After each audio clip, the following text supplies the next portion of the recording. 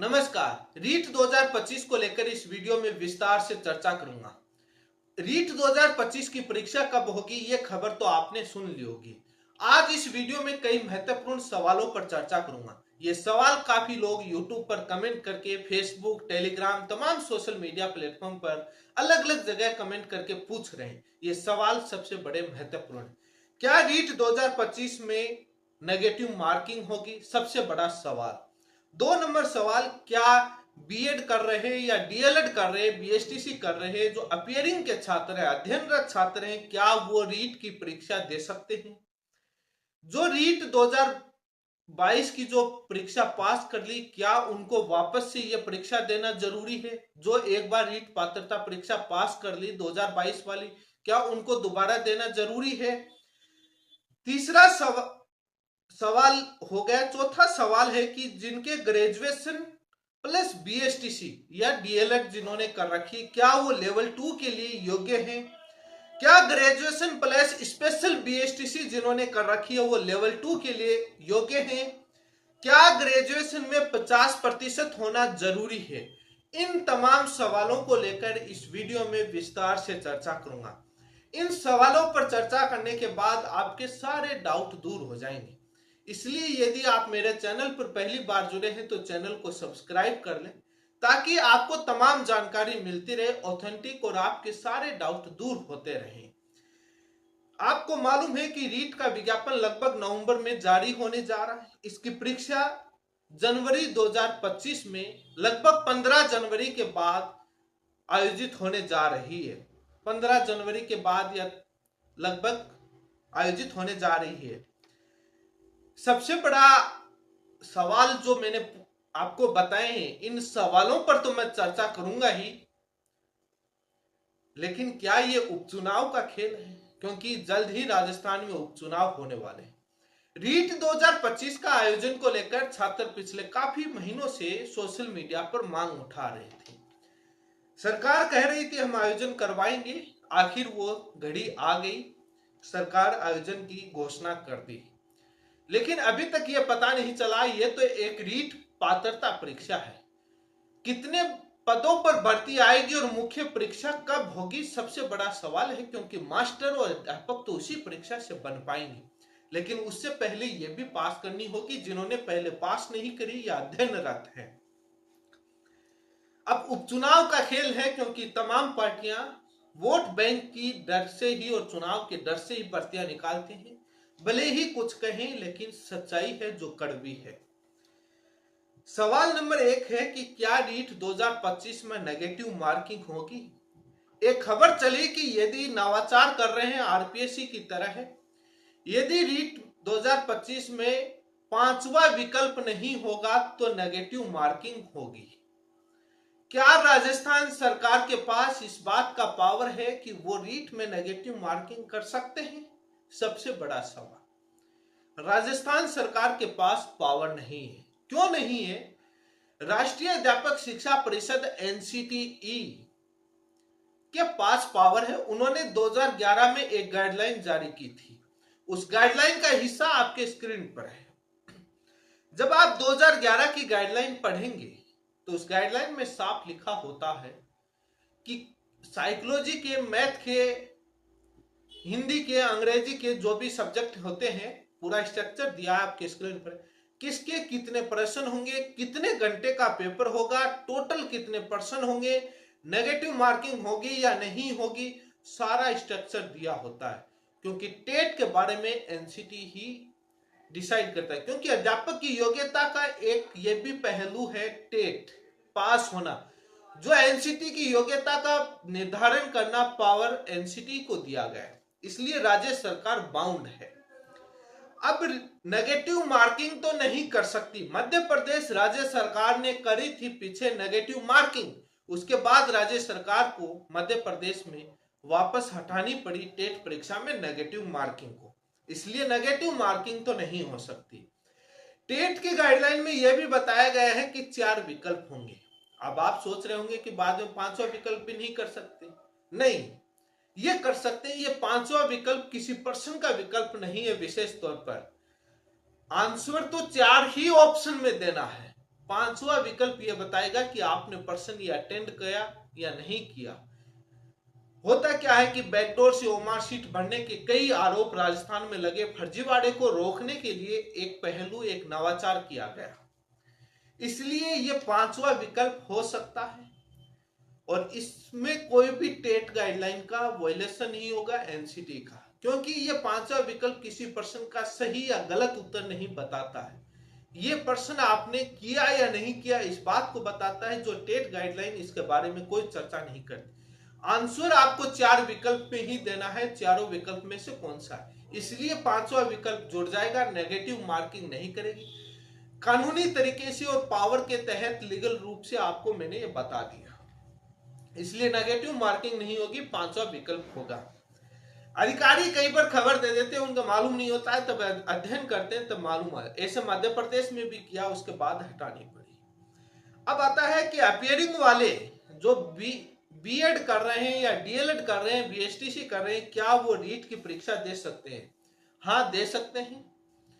NCT का भी पत्थर है, ये मामले बहुत बार हाई कोर्ट और सुप्रीम कोर्ट में भी गए हुए हैं, तो आप बेझिझक होकर तैयारी कीजिए और आप परीक्षा दे सकते हैं। जब आप रीट का विज्ञापन देखेंगे तो उसमें यह होता है कि जो अध्यापक का जो आपका फॉर्म भरने का जो आएगा, जो राजस्थान कर्मचारी चयन बोर्ड फॉर्म भरवाएगा, विज्ञप्ति जारी करवा, तब तक आपके पास टेट पास की योग्यता और बीएड या डीएलएड होना चाहिए, इसलिए आप दे सकते हैं। और आपका तब तक आपकी जो पेंडिंग, जो आपकी अपेयरिंग जो चल रही है कोर्स, जो भी डीएलएड, बीएसटीसी या बीएड, वो आपकी जब मुख्य भर्ती आएगी तब तक कंप्लीट होना चाहिए, और इसलिए आप दे सकते हैं और आप कोई दिक्कत नहीं, आप ये तो दीजिए, पास तो कीजिए। अब तीसरा सवाल होने के बाद चौथा सवाल आता है, क्या ग्रेजुएशन प्लस बीएसटीसी वाले लेवल 2 के लिए योग्य हैं? हाँ, बीएसटीसी प्लस ग्रेजुएशन वाले लेवल 2 का फॉर्म भर सकते हैं और योग्य हैं, और लोग नौकरी लगे हैं और एनसीटी के अनुसार योग्य हैं, राज्य सरकार के नियमों के अनुसार योग्य है, एनसीटी के अनुसार योग्य।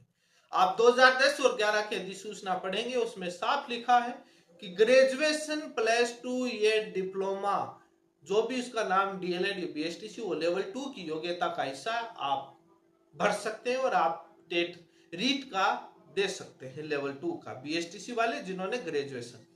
अब इसमें एक सवाल और आता है, मैं बहुत बार चर्चा करी है, कि जिनकी ग्रेजुएशन नॉन कॉलेज करी हो, चाहे दूरस्थ शिक्षा से या प्राइवेट जिसको बोलते हैं, कॉलेज जाना नहीं पड़ता, नॉन कॉलेज, और बीएसटीसी दोनों साथ हुई हो, तो आप योग्य हैं। 2 डिग्री रेगुलर नहीं कर सकते, ग्रेजुएशन रेगुलर और बीएसटीसी रेगुलर, ये दोनों नहीं कर सकते। बीएसटीसी या बीएड नॉन कॉलेज होती नहीं, ग्रेजुएशन नॉन कॉलेज हो सकती है, दूरस्थ शिक्षा या वैसे अलग अलग तरीकों से, तो वो आपकी नॉन कॉलेज वाली दोनों आप एक साथ कर सकते हैं, रेगुलर दोनों एक साथ नहीं कर सकते, और रेगुलर एक साथ नहीं कर सकते, रेगुलर वाले योग्य भी नहीं है, 1 डिग्री खारिज होगी, आप वैसे ही अवैध घोषित हो, क्योंकि रेगुलर में 75% उपस्थिति जरूर, और दोनों जगह एक साथ 75 उपस्थिति नहीं दे सकते, 75% आप नहीं दे सकते, इसलिए नॉन कॉलेज वाले अलाउ है, कोई दिक्कत नहीं, एक साथ करीब है। और इसको लेकर कहीं पर डिटेल से मेरा वीडियो बनाया हुआ है, आप देखना। अब अगला सवाल है कि ग्रेजुएशन प्लस स्पेशल बीएसटीसी वाले क्या हम लेवल 2 के लिए योग्य हैं? ये मुद्दा गर्म है और काफी 2022 की भर्ती में इनको बाहर कर दिया, पहले लिया गया बताया, मामला हाईकोर्ट में गया और हाईकोर्ट पे डबल बेंच से पहले तय हुआ था, उसके बाद सिंगल बेंच में गया, एनसीटी से पत्र आया, आपकी स्क्रीन पर है, आरसीआई से जो मान्यता देता है कॉलेजों को, वहां से पत्र आया, राज्य सरकार ने सुझाव मांगा, मामला हाईकोर्ट में गया, सिंगल बेंच ने फैसला दिया। तो लोग कह रहे हैं हाईकोर्ट ने जो अभी जो लेटेस्ट फैसला दिया, वो जो एनसीटी से उनसे आरसीआई से पत्र आने के बाद, उसमें वही राज्य सरकार के पाले में गेंद डाल दी जैसे पहले डाली, वही हाईकोर्ट और हाईकोर्ट डबल बेंच के जो डबल बेंच का जजमेंट और सुप्रीम कोर्ट में चल रहे केस का हवाला देकर के और राज्य सरकार के पाले में गेंद डाल दी, कोई भी अपना स्पष्ट आदेश नहीं दिया। और जब तक उस मामले में सुप्रीम कोर्ट का फैसला तय नहीं होगा, तब तक ना राज्य सरकार देगी, ना हाईकोर्ट कोई स्पष्ट आदेश देगा। अभी के लेटेस्ट कंडीशन के अनुसार ग्रेजुएशन प्लस स्पेशल बीएसटीसी वाले लेवल 2 के लिए योग्य नहीं है। मैंने जस्ट सूचना दी, अभी के लिए योग्य नहीं है, 2022 में बाहर कर दिया। अब हाईकोर्ट इस मामलों में कुछ नहीं करेगी, कोई भी सुझाव पत्र हो सुप्रीम कोर्ट ही तय करेगा। और क्योंकि सुप्रीम कोर्ट से बड़ी हाईकोर्ट नहीं है, जो पेंडिंग मामला वहां जब भी आप जाओगे तो वो जो पहले डबल बेंच का फैसला है वही उसी को घुमा फिरा करके शब्दों में हाईकोर्ट अपना ऑर्डर देगी, और वही दिया अभी जो लेटेस्ट दिया। स्पष्ट कुछ भी नहीं, वही राज्य सरकार के गेंद पाले में और वही अलग अलग। अब बात आती है कि ग्रेजुएशन में 50% अंक जरूरी है क्या? सबसे बड़ा सवाल। इस मामले में मैं आपको बताऊंगा, एनसीटी की 2010 और 11 की जब अधिसूचनाएं पढ़ते हैं तो कंफ्यूजन आता है और मामला क्लियर नहीं होता है। इसलिए ये विवाद राजस्थान में भी पहले उठा था, उत्तराखंड में भी उठा था, वहां से मामला हाईकोर्ट में गया था, वहां छात्रों को कुछ राहत मिली थी। उसके बाद मामला उत्तर प्रदेश में गया, हाईकोर्ट से मामला सुप्रीम कोर्ट तक चला गया। Neeraj Kumar Rai versus state of UP का मामला हाईकोर्ट से सुप्रीम कोर्ट में गया। सुप्रीम कोर्ट की 2 जजों की बेंच ने एनसीटी को डायरेक्शन दिया था 2017 में कि आप इस मामले में स्पष्टीकरण दें और एक नोटिफिकेशन के तहत, क्योंकि कंफ्यूजन हो रहा है, स्थिति क्लियर नहीं है। तब एनसीटी ने 2019 में एक नोटिफिकेशन जारी किया जिसमें उन्होंने कहा कि जिन्होंने 2011 से पहले ग्रेजुएशन कर ली या जिन्होंने बीएड कर ली, जिन्होंने डीएलएड कर ली, उनको 50% की जरूरी नहीं है। जिन्होंने 2011 से पहले ग्रेजुएशन, बीएड, डीएलएड, बीएसटीसी में जिन्होंने एडमिशन ले लिया, उनको 50% की कोई जरूरत नहीं। उसके बाद जिन्होंने लिया उनको 50% की जरूरी है। एक मैंने पहली वीडियो बनाया, उसमें गलती ये रह गई थी कि उसमें मैंने 2019 का नोटिफिकेशन नहीं देखा था और मैंने 2011 के नोटिफिकेशन के बेसिस पर कह दिया, इसीलिए वो डाउट की कंडीशन बनी थी और यूपी से, और मामला सुप्रीम कोर्ट से गया था। ये मामला 2017, उसमें मैंने वीडियो में वो कमी रख दी थी। तो अब जो रीट 2022 का विज्ञापन देखेंगे, उस विज्ञापन में भी राज्य सरकार ने भी एक अलग से नोटिस जारी किया था, नोटिफिकेशन। उसमें भी उन्होंने कहा कि ग्रेजुएशन या पोस्ट ग्रेजुएशन दोनों में से किसी में 50% होना। यही एनसीटी के 2019 के नोटिफिकेशन में कि ग्रेजुएशन या पोस्ट ग्रेजुएशन, स्नातक या स्नातकोत्तर, दोनों में से किसी में एक में 50% होना जरूरी है। 2011 से पहले जिन्होंने एडमिशन लिया या कर ली उनको जरूरी नहीं, 2011 के बाद जरूरी। उसमें ग्रेजुएशन या पोस्ट ग्रेजुएशन दोनों में से किसी एक को 50% होना जरूरी है। यह मामला स्पष्टीकरण आ गया उसके बाद लेटेस्ट नोटिफिकेशन।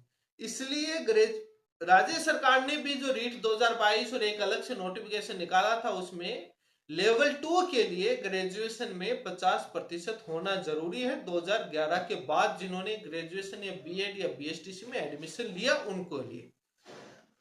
अब ये मुझे लगता है आपके सारे डाउट क्लियर हो गए, कोई भी डाउट पेंडिंग नहीं रहा होगा। मैंने सारे मामलों को लेकर विस्तार से चर्चा कर दी है। अब इसके बावजूद भी आपका कोई डाउट हो तो आप कमेंट बॉक्स में बताएं, आपको कम्युनिटी पोस्ट में या वीडियो के माध्यम से उन डाउट को दूर कर दिया जाएगा। इस ओवरलैपिंग वाले में काफी डाउट रहते हैं, अलग अलग परिस्थिति की, हमने ग्रेजुएशन नॉन कॉलेज करी या हमने ग्रेजुएशन रेगुलर करी, बट बीएसटीसी के फर्स्ट ईयर में हमने एडमिशन लिया, उस समय हमारे एग्जाम हो गए थे बट रिजल्ट नहीं आया था। तो आपकी ग्रेजुएशन भले वो रिजल्ट नहीं आया, एग्जाम हो गया, आपको अटेंडेंस तो नहीं देनी थी ना। मामला अटेंडेंस पर उलझता है, रिजल्ट आता है, और बीएसटीसी आपकी 12वीं के बेसिस पर होती है, इसलिए वो कोई समस्याएं पैदा नहीं होती हैं। इसी के साथ आप सभी का बहुत बहुत धन्यवाद।